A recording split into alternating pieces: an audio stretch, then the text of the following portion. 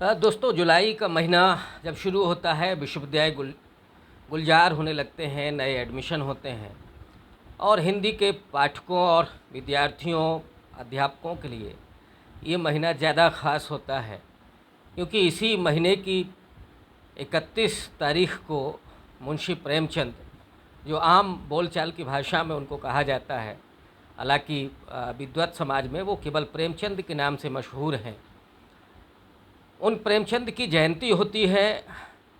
और तमाम संस्थानों में, चाहे वो विश्वविद्यालय हों या स्वतंत्र साहित्यिक संस्थान हों, वहाँ पर प्रेमचंद की जयंती मनाई जाती है। उनके कहानियों पर, उपन्यासों पर, उनके विचारों पर नए ढंग से विमर्श होता है।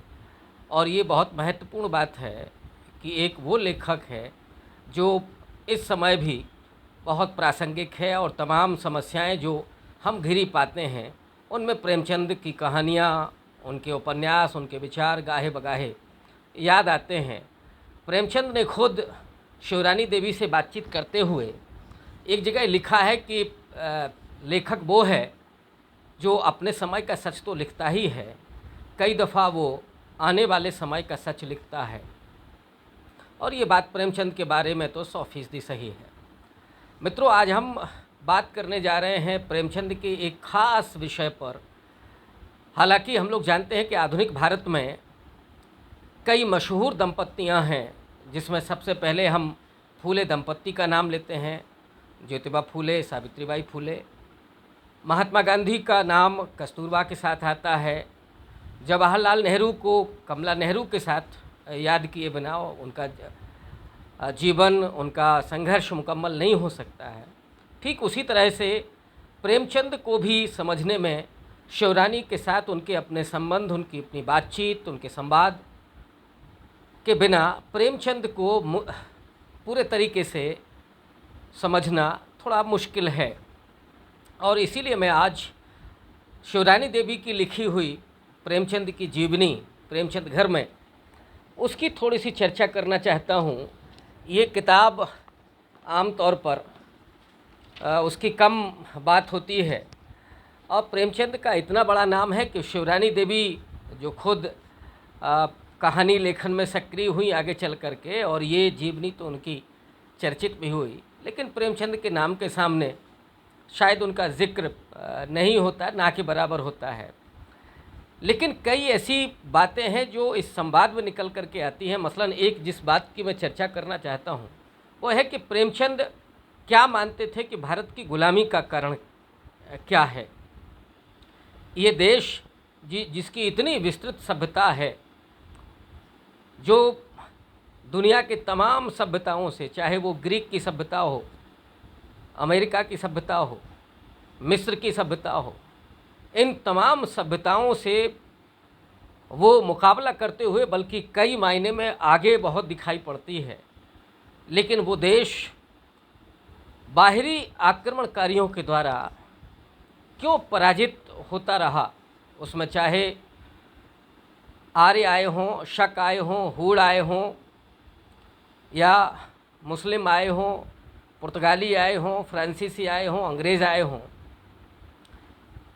लोहिया से लेकर के महात्मा गांधी, नेहरू और जो तमाम इतिहासकार हैं, बिपिन चंद्रा से लेकर के और मार्क्सवादी इतिहासकारों तक लंबी फहरिस्त है, जो भारत के पराजय के पीछे विभिन्न कारणों को देखते हैं। लेकिन एक लेखक क्या सोचता है इस विषय में, मैं वो बात करना चाहता हूँ। प्रेमचंद ने एक बड़ी मज़ेदार बात कही है शिवरानी से अपनी बातचीत में। वो कहते हैं कि पहले स्त्रियों को पुरुषों ने दबाया, जब स्त्रियां कमज़ोर हो गईं तब उन्हीं की संतान, हम बच्चे भी गुलाम बने, जब गुलामी का तावान हम लोगों को देना पड़ रहा है। माने वो ये कह रहे हैं कि जो सभ्यता है, स्त्री और पुरुष दोनों समान रूप से इस सभ्यता में आए हैं, लेकिन पुरुषों ने जिस तरह से स्त्रियों को गुलाम बनाया, उन्हें कमज़ोर बनाया, और उसी के चलते जो आने वाली पीढ़ियां थीं वो कमज़ोर होते चली गईं, लिहाजा हमारी सभ्यता गुलाम हुई। स्त्रियों की असमानता, स्त्रियों की गुलामी और स्त्रियों की जो दुर्दशा है, उसको लेकर के प्रेमचंद कितने चिंतित हैं।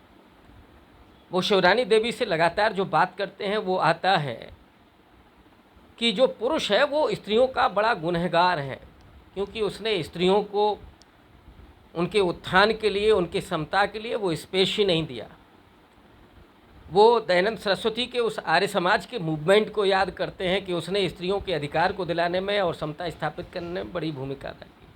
शारदा एक्ट की भी चर्चा करते हैं कि वो भी बड़ी भूमिका अदा करता है स्त्रियों के समता और अधिकार के लिए। महात्मा गांधी को याद करते हैं कि महात्मा गांधी का जो पूरा आंदोलन है वो स्त्रियों के अधिकार का भी आंदोलन है। स्त्रियों के साथ इंसाफ का बर्ताव होना चाहिए, ये भी गांधी जी के उस आंदोलन में शामिल है।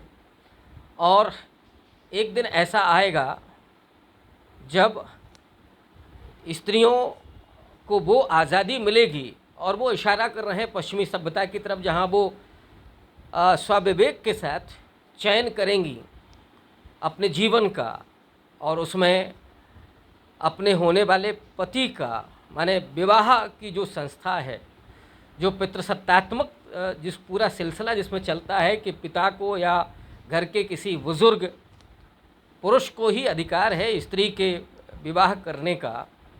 लेकिन आने वाले समय में ये बात कह रहे हैं शिवरानी से प्रेमचंद कि स्त्रियां इतनी समुन्नत होंगी, अपने अधिकार से लैस होंगी कि वे अपने जीवन का चयन करेंगी, चाहे वो जीवन साथी चुनने का मसला हो, या पढ़ाई लिखाई नौकरी का मसला हो, ओढ़ने पहनने का मसला हो, खाने का मसला हो। ये चयन का अधिकार स्त्रियों को मिलेगा।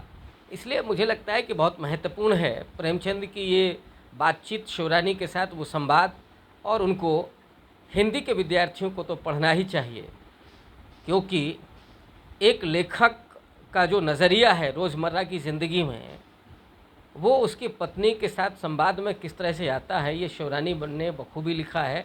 और इस बात को नहीं भूला जाना चाहिए कि प्रेमचंद एक नया डिस्कोर्स पैदा करते हैं कि ये जो गुलामी है, उस गुलामी के पीछे का कारण क्या है, और वो कारण है स्त्री को पराधीन बनाना पुरुषों के द्वारा, उसको कमज़ोर कर देना, और जो आने वाली पीढ़ी है वो उन कमज़ोर स्त्रियों के वजह से कमज़ोर पैदा हुई, और उसी की वजह से पराधीनता मिली हमको।